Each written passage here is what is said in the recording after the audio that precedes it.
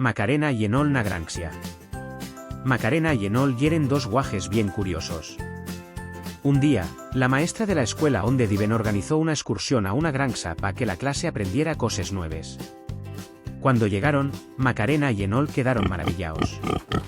Había animales por todos lados y soníos que nunca escucharon tan de cerca. Allí conocieron a Dalva, una guaja un poco mayor que ellos, que vivía en la granja y sabía mucho de todos los animales.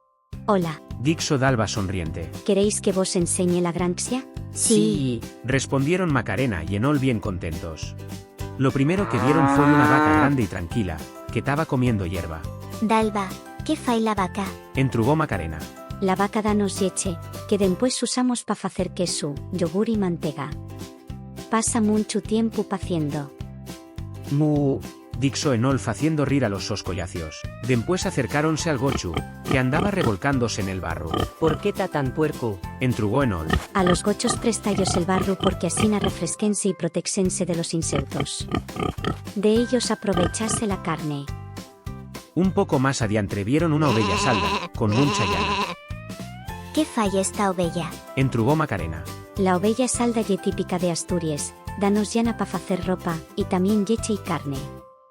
Explicó Dalva. Paez bien suave. Comentó Enol. Finalmente, llegaron al gallinerú, donde había muchos pites picando en el suelo. Dalva, ¿qué nos dan les pites? Entrugó Macarena. Les pites ponen huevos que comemos, y también dan carne. Hay que cuidarles bien todos los días. Macarena y Enol miraron pales pites con mucho interés.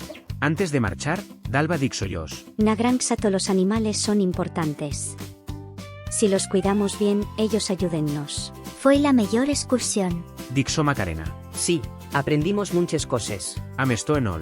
La maestra rióse al velos tan contentos, y la clase volvió para la escuela sabiendo más sobre los animales de la granja.